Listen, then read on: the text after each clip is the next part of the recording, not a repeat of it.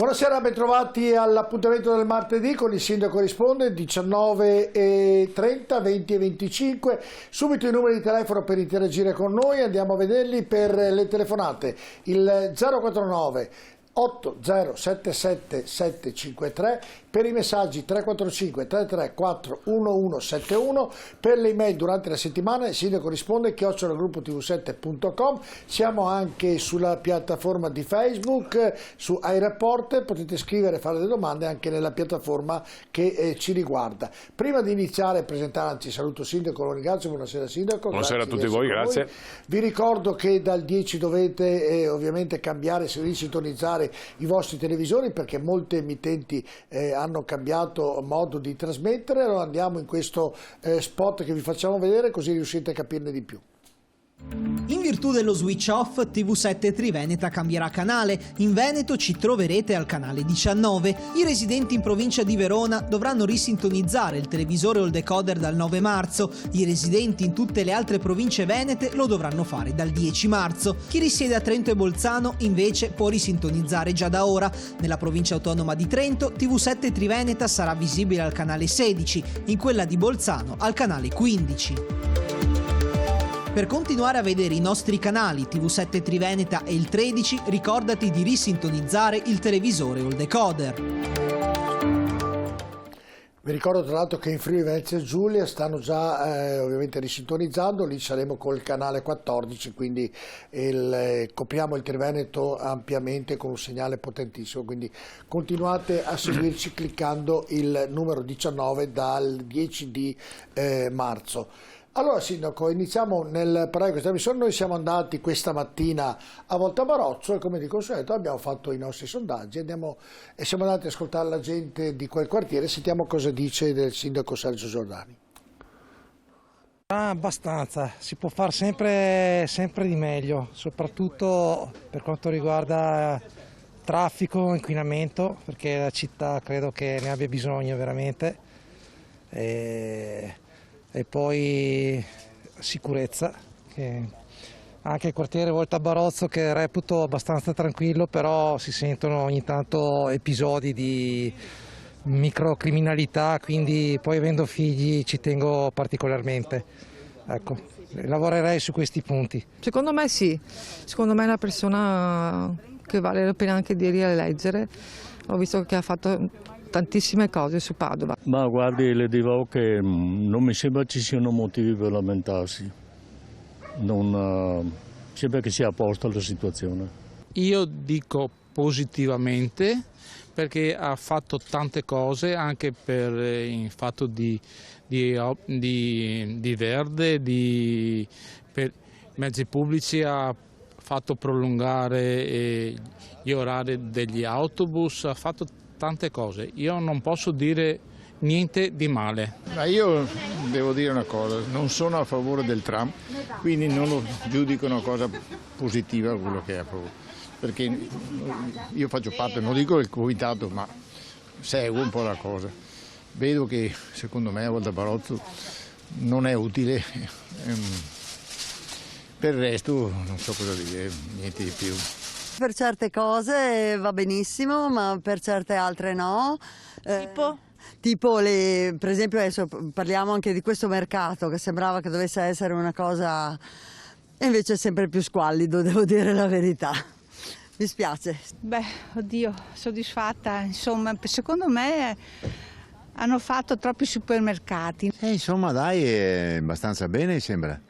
Sono soddisfatta, però dico che deve stare un attimino attento sui servizi sociali riguardo ai minori, perché non è gestita tanto bene, ecco, però in linea generale è un bravo sindaco, ecco.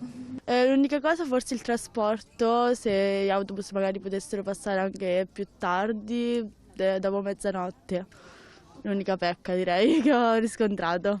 Soddisfatta tantissimo. Perché? Perché mi piace e mi va bene come fa. Ma mi sembra che abbia fatto delle belle cose, insomma.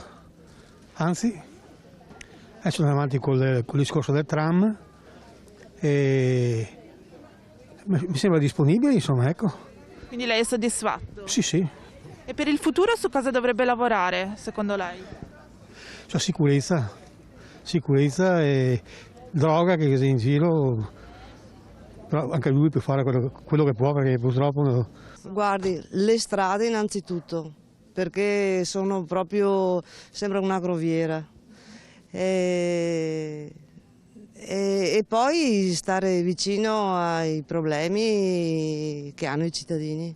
Lavorare, di pensare anche a chi ha come si dice, la pensione molto più bassa e dare un aiuto a chi ha bisogno. Ecco, mi sembra che le note positive ci siano, ovviamente qualcuno da recriminare. Quella più particolare è la ragazza che ha chiesto il pullman dopo la mezzanotte, molto probabilmente ritorna a casa tardi. Sindaco? Beh, devo dire che sono abbastanza soddisfatto.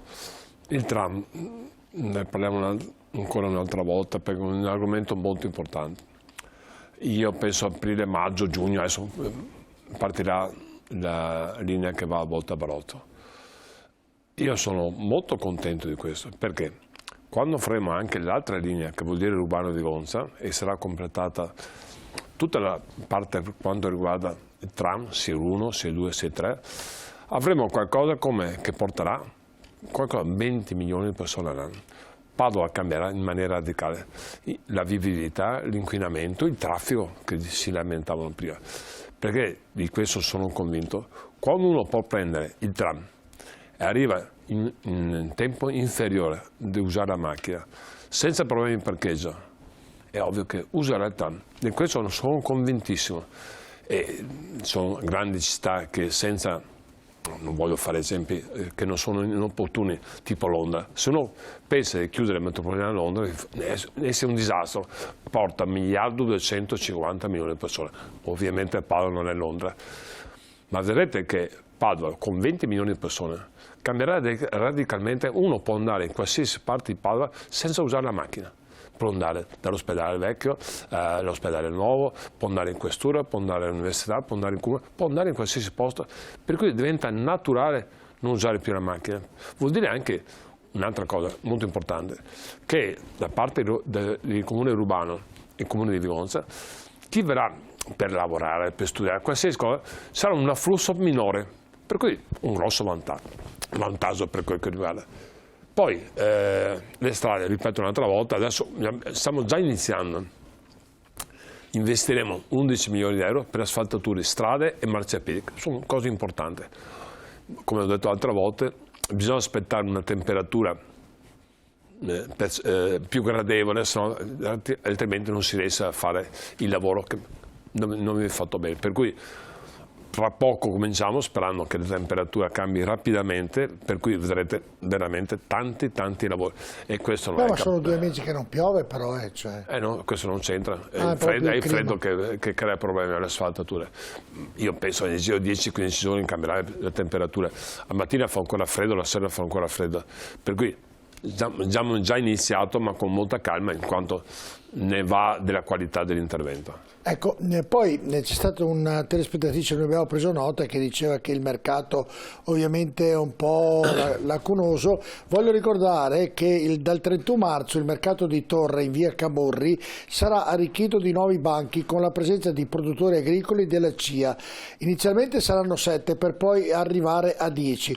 Una risposta a questa alla richiesta della gente del posto, che proprio a Torre si è lamentata anche in questa trasmissione della carenza dei servizi e dei negozi di vicinato. Quindi questa è un'altra occasione, in modo tale che la gente esca, possa andare al mercato trovando ovviamente più banchi. Noi stiamo incentivando moltissimo i mercati in collaborazione con tutte i CIE piuttosto che altri settori.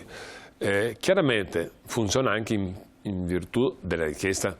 Mi spiego meglio: se noi riusciamo a convincere, mettere 10 banchi e poi 10 banchi non lavorano perché manca la gente, non vanno le persone, chiaramente si riduce. E il procedimento opposto, se molti richiedono, ovviamente aumenta. Però cerchiamo veramente di aumentare, non solo per rispondere sotto l'aspetto economico, è anche un discorso di socialità. È bello che la gente si trovi, parli assieme, è un discorso molto importante sotto socialità e comunità. Per cui noi siamo, l'assessore Bressa in particolare sta incentivando moltissimo queste cose, in collaborazione con le varie associazioni ovviamente. E siamo a Torre, ad esempio a Torre ci accusano, no ci accusano, chiedono da 5 anni di avere un supermercato. Da altre parti di Padova dicono troppi supermercati, ma va in funzione domanda-offerta. Io ho provato a chiedere a moltissimi di aprire un supermercato e non riesco a fare sì che venga aperto. Ma perché? Perché in base al bacino d'utenza vedo che c'è poche persone per cui non danno questo servizio. È chiaro che aprire un supermercato vuol dire fare fatturato, e fatturato se no non si sostiene. In questo caso il fatturato non ci sarebbe. Per cui siamo intervenuti anche qui in mercati, interveniamo anche con altre cose per cercare di dare una mano. Come ha detto lei un'altra volta, c'è anche la spesa che portano a casa, ormai tantissime organizzazioni, però il mercato, il supermercato è anche un discorso di trovarsi, di socialità diversa. Sento già 4 messaggi, anzi voglio ricordare ancora i numeri per interagire in diretta con Silvio, che sono le 19:43 minuti. Vediamo con la grafica 049 80 777 53 per le telefonate, arrivo su 345 334 1171 per i messaggi. Il sindaco risponde @gruppotv7.com per le email, che tra l'altro, le dico sindaco, ci è arrivato durante l'email, poi lo dirà l'Elisabetta, un nostro telespettatore, un cittadino di Padova, che ha mandato 5 PEC e noi abbiamo detto che le PEC non le giriamo ovviamente al sindaco, in questa trasmissione facciamo delle domande ed eventualmente se vuole mandarle le spedirà direttamente al comune e poi comunque gliele renderò a conoscenza. Allora, prima di iniziare a vedere i messaggi, volevo invece sapere da lei per quanto riguarda l'accoglienza per i profughi di questa maledetta guerra, com'è la situazione qui a Padova? Noi domani abbiamo un COS, che vuol dire col prefetto, il questore, forze dell'ordine, il rappresentante, il sottoscritto con 2 assessori, ci torneranno per capire un attimo com'è la situazione.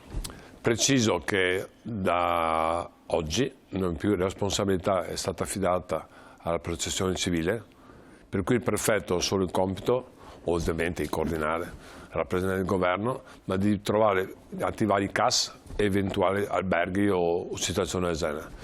Per quanto riguarda la responsabilità, dovrebbe essere affidata al presidente Zaia, ovviamente, poi delegherà qualcuno sotto l'aspetto operativo, però è la regione che se prende la responsabilità, o meglio, è la protezione civile. Noi ci stiamo attivando in maniera importante con tutti i settori, tutti gli assessori, che va dalla scuola, va allo sport, sociale, in infrastrutture, tipo faremo un centro di raccolta per prodotti, per qualsiasi cosa, per abbigliamento.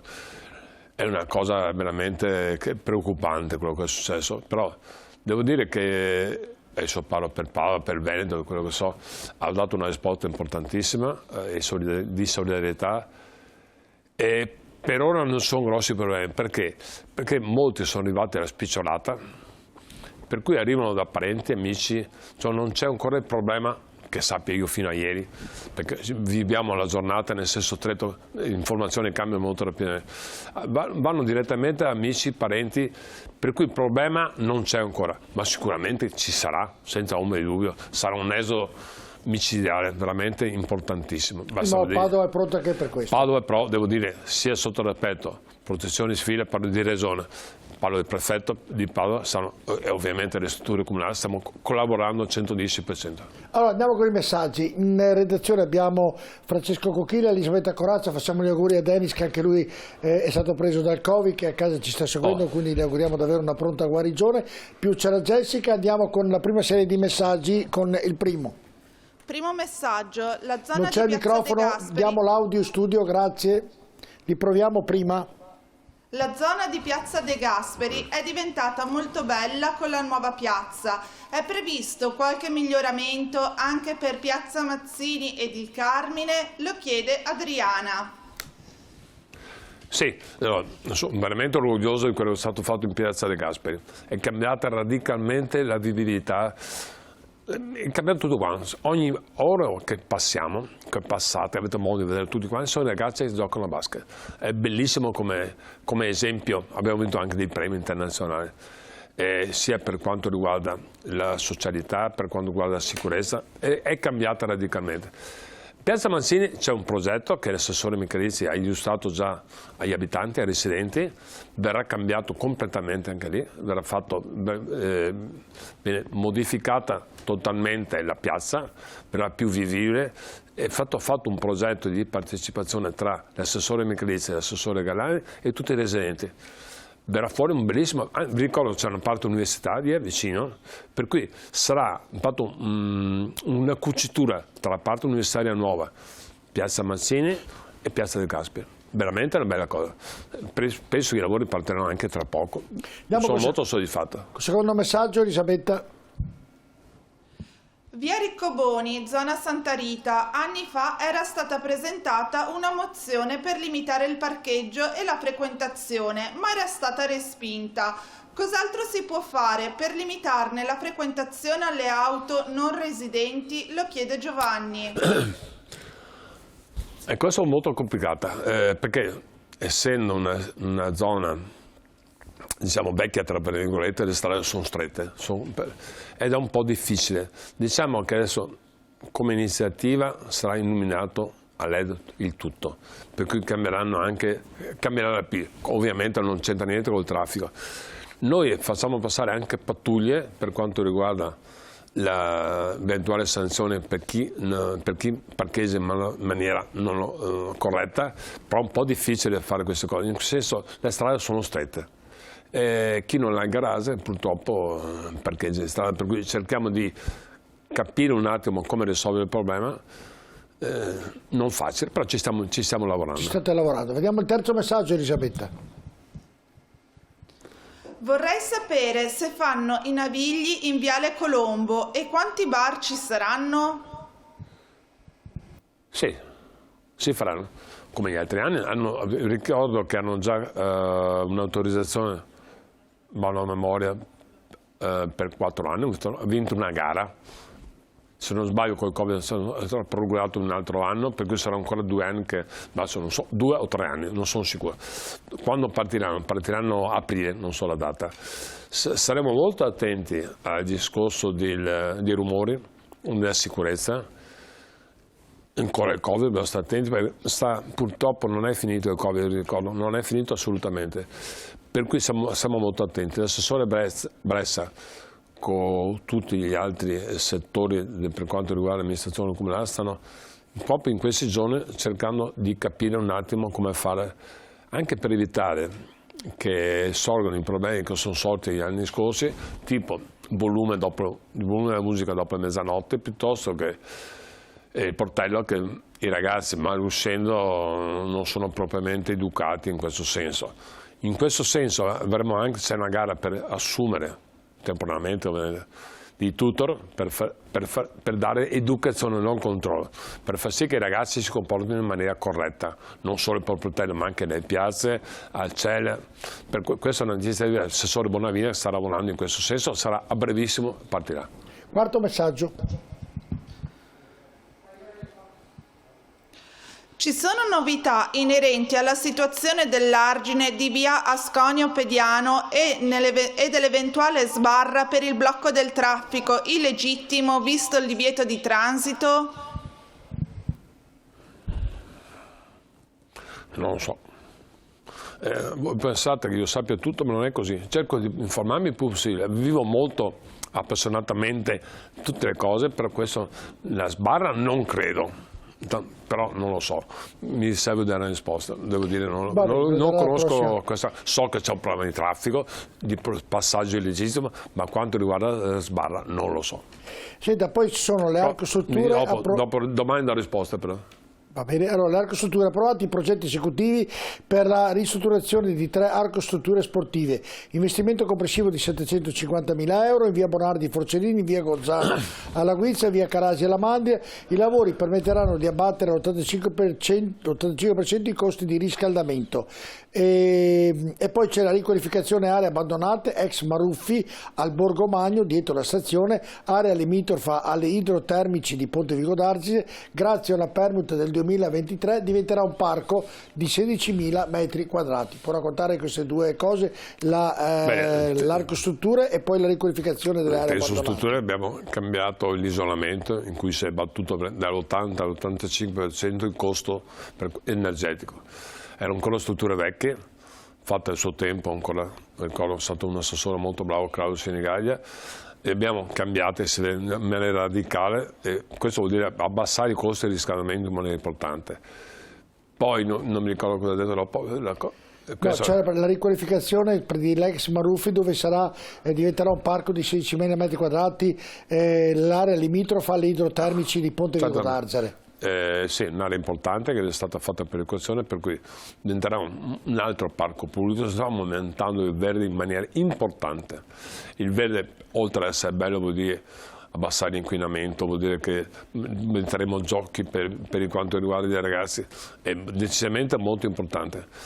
Vi ricordo che stiamo facendo molto verde, oltre come ho detto 10.000 alberi, stiamo cercando di portare più verde possibile a Padova, perché il verde vuol dire sport, vuol dire vitalità, vuol dire socialità, è una cosa bellissima.